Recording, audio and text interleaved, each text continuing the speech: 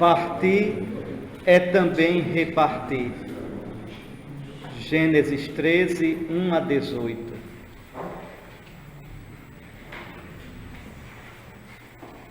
Do Egito, Abrão com sua mulher e tudo o que possuía, e Ló com ele, subiu ao Neguebe. Abrão era muito rico de rebanhos, de prata e de ouro. Seus acampamentos conduziram-no do Neguebe até Betel, no lugar onde primeiro armara sua tenda, entre Betel e Ai, no lugar em que outrora construía o altar. E lá Abrão invocou o nome do Senhor. Ló, que acompanhava Abrão, tinha igualmente ovelhas, bois e tendas. A terra não era suficiente para a sua instalação comum. Tinham posses imensas para poderem habitar juntos. Houve uma disputa entre os pastores dos rebanhos de Abrão e os dos rebanhos de Ló. Nesse tempo, os cananeus e os ferezeus habitavam essa terra. Abrão disse a Ló: que não haja discórdia entre mim e ti, entre meus pastores e os teus, pois somos irmãos. Toda a terra não está diante de ti, peço-te que te apartes de mim. Se tomares a esquerda, irei para a direita. Se tomares a direita, irei para a esquerda. Ló ergueu os olhos e viu toda a planície do Jordão, que era toda irrigada, antes que o Senhor destruísse Sodoma e Gomorra, como o jardim do Senhor, como a terra do Egito até Segó. Ló escolheu para si toda a planície do Jordão e emigrou para o Oriente. Assim eles se separaram um do outro. Abrão estabeleceu-se na terra de Canaã, e Ló estabeleceu-se nas cidades da planície. Ele armou suas tendas até Sodoma. Ora, os habitantes de Sodoma eram grandes criminosos e pecavam contra o Senhor. O Senhor disse a Abrão, depois que Ló se separou dele: ergue os olhos e olha do lugar em que estás, para o norte e para o sul, para o oriente e para o ocidente. Toda a terra que vês eu a darei a ti e à tua descendência para sempre. Tornarei a tua posteridade como poeira da terra. Quem puder contar os grãos de poeira da terra, poderá contar teus descendentes. Levanta-te, percorre essa terra no seu comprimento e na sua largura, porque eu a darei a ti. Com suas tendas, Abrão foi estabelecer-se no carvalho de Mambré, que está em Hebrom, e lá construiu um altar ao Senhor. Bem-aventurados os corações puros, porque verão a Deus. Os que têm realmente o coração puro são aqueles que não fazem caso das coisas terrestres, que buscam as coisas celestes e nunca param de adorar e de ver com um coração e um espírito puros o Senhor Deus vivo e verdadeiro. Meus irmãos, quem se dispõe a caminhar com Deus deve sempre estar aberto a deixar e a contínuas rupturas, tanto com coisas quanto com pessoas e situações. Como eu insistia hoje pela manhã, caminhar com Deus é ser peregrino diante dele. Abraão, que primeiro deixou sua região e seu clã, agora deverá deixar também seu sobrinho Ló. Isso para um nômade não é pouca coisa, porque vocês sabem, na cultura nômade, eles não têm laços com a terra. O laço é de sangue. Nômade é feito cigano. Cigano é nômade, né? Então, Um nômade sem parente, quem encontrá-lo pode matá-lo e fica por isso mesmo. Matá-lo, roubá-lo. É preciso que tenha parente, sangue do sangue, porque aí quem matar será vingado, né? O Goel, o vingador de sangue. Então, Abraão, que primeiro deixou sua região e seu clã, agora deverá deixar também seu sobrinho Ló, afastando-se e enfraquecendo o vínculo familiar com seu parente, sangue do seu sangue, seu possível herdeiro. É uma perda, é muito para um nômade. Veja como o texto começa. Abraão era muito rico em rebanhos, em prata e em ouro. Esta afirmação é o modo que o autor sagrado encontra para afirmar que Deus abençoou Abraão, que o protegia e velava por ele no seu caminho. É assim o nosso Deus. Acompanha seus peregrinos, dia após dia, velando por eles com carinho e atenção, mas também de modo discreto e silencioso. Nada de anormal, nada de maravilhoso, nada de grande na vida de Abraão. Deus vai lá, guiando silenciosamente. Não te deixará tropeçar. O teu guarda jamais dormirá. O Senhor é o teu guarda, tua sombra. O Senhor está à tua direita. De dia o sol não te ferirá, nem a lua de noite. O Senhor te guarda de todo mal. Ele guarda a tua vida. O Senhor guarda a tua partida e chegada, desde agora e para sempre. No entanto, esta bênção de cada dia não era ainda a realização da promessa. Abraão terá que esperar na esperança e contra toda esperança. Deus tirou Abraão da sua terra não para fazê-lo rico, mas para dar uma terra e uma descendência. E Abraão aí ainda não tem nenhuma coisa, nem outra. Veja, o tempo já passou. Abraão agora é rico. Tem muitos rebanhos. Não tem nem lugar suficiente de pasto para ele e para Ló. Abraão continua esperando a promessa de Deus. Pois fomos salvos, mas o fomos em esperança. Ora, ver o que se espera não é mais esperar. O que se vê, como ainda esperá-lo? Mas esperar o que não vemos é aguardá-lo com perseverança, que é a dinâmica da nossa fé. O reino de Deus que a gente já experimenta nos sacramentos, o reino de Deus inaugurado por Jesus, esse reino ainda não é pleno. A gente ainda espera.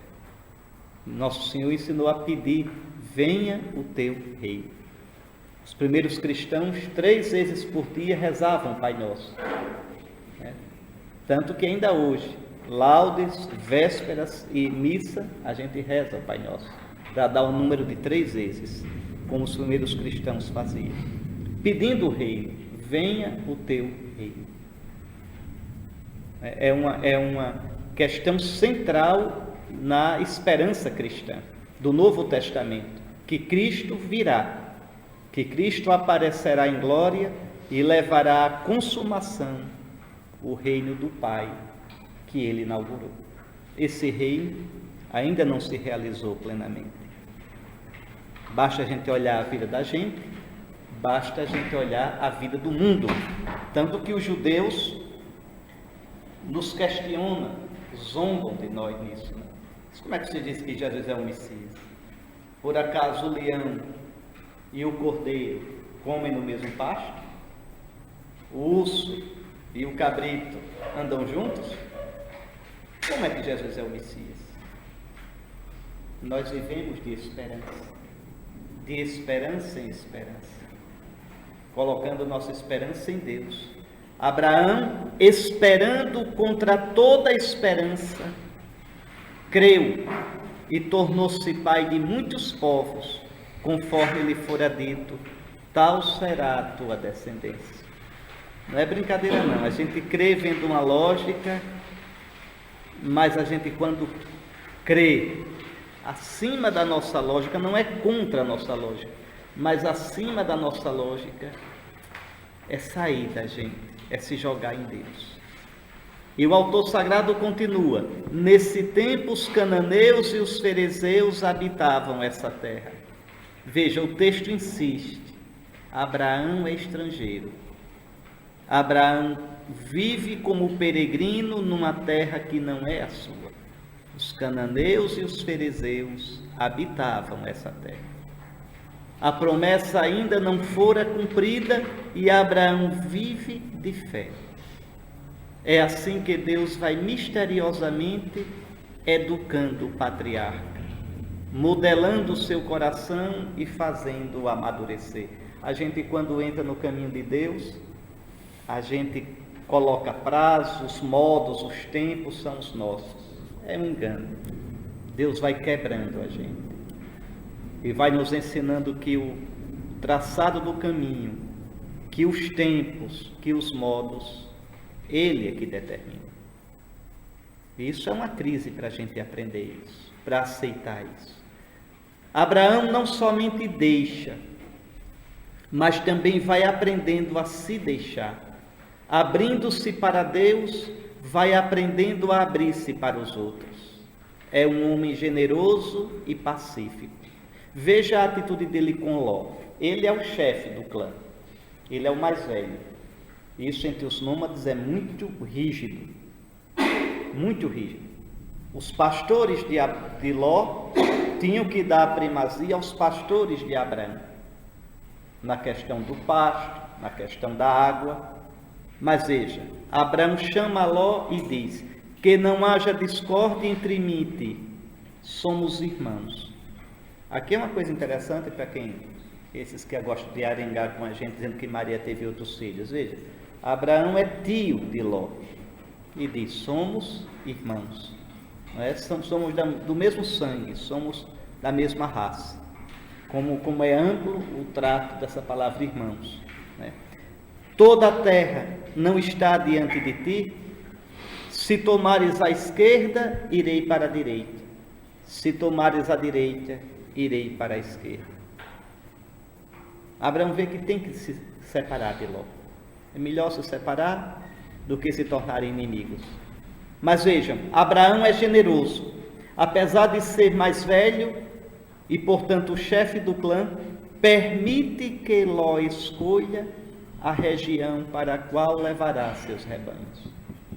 Isso ninguém faria. Escolha onde tiver o melhor pasto, vá para lá.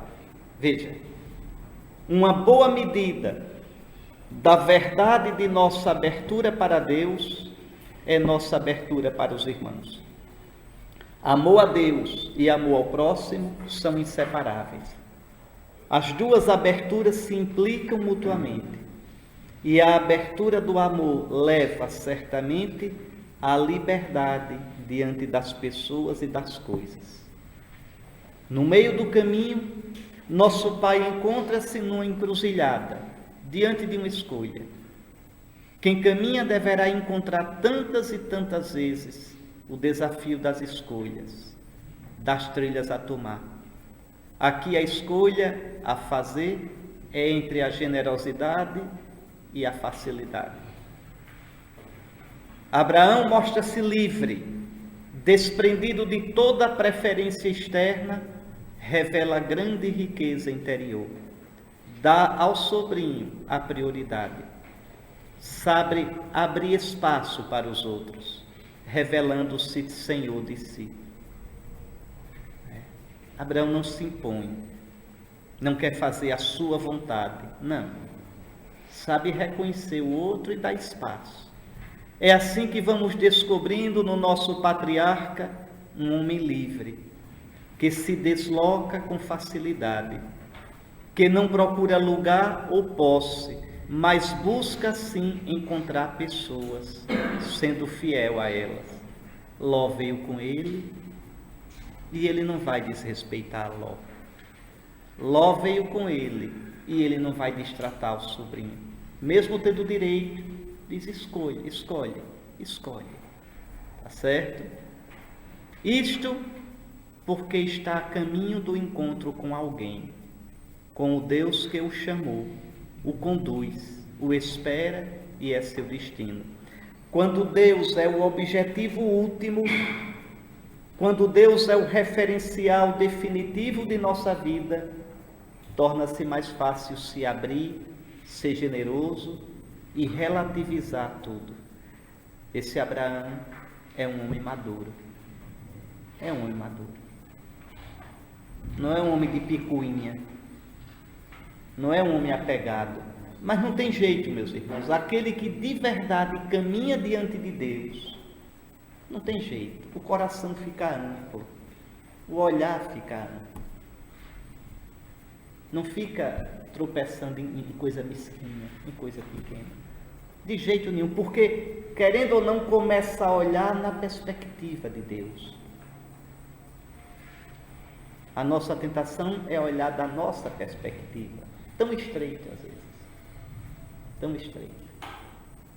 É necessário sempre que nos perguntemos pela qualidade da nossa busca de Deus, do nosso caminho com Ele, perguntando-nos simultaneamente por nosso desprendimento em relação às coisas que nos cercam, às realidades às quais nos apegamos.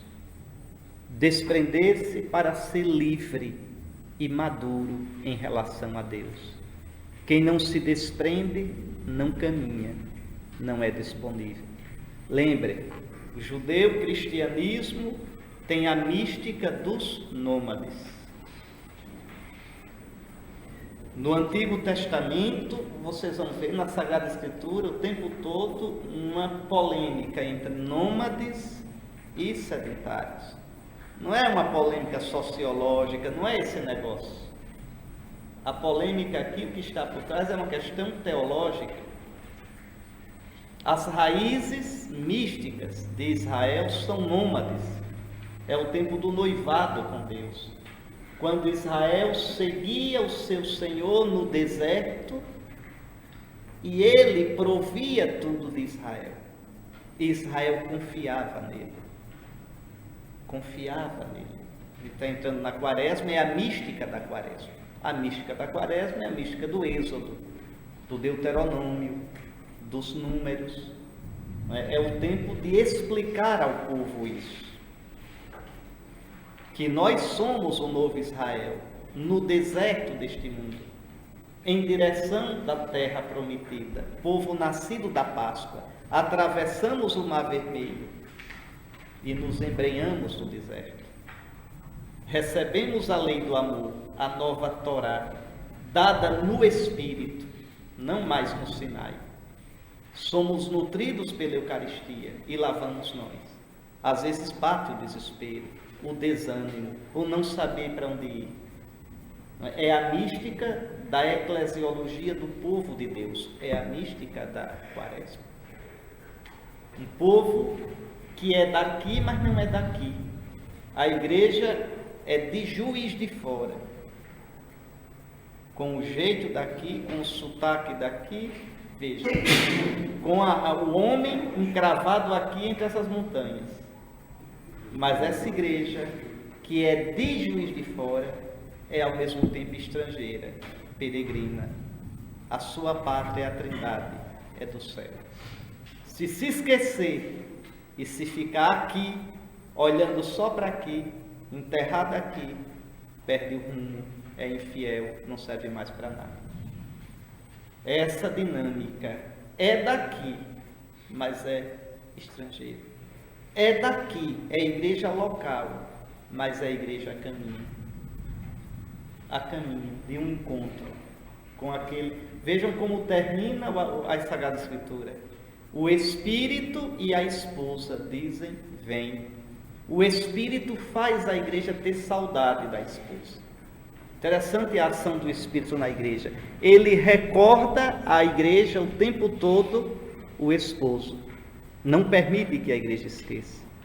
Não permite. Ela recorda sempre de novo. Recorda sempre de modo novo. Ele, no presente, torna o esposo atual e atuante na palavra e nos sacramentos. É o Espírito quem faz isso. E ele desperta na igreja a saudade do futuro. Vem, Senhor Jesus. Vem, passe esse mundo e venha a tua graça. É o Espírito que não deixa nunca a igreja perder essa saudade. E ainda que a maioria fosse infiel e perdesse, haverá um resto que nunca perderá. Um resto. Vejam, que manterá essa saudade. E assim termina a Escritura. O Espírito e a esposa dizem, vem. E o esposo responde, eu venho em breve. Eu venho. Maranatá. Vem, Senhor. O Senhor vem.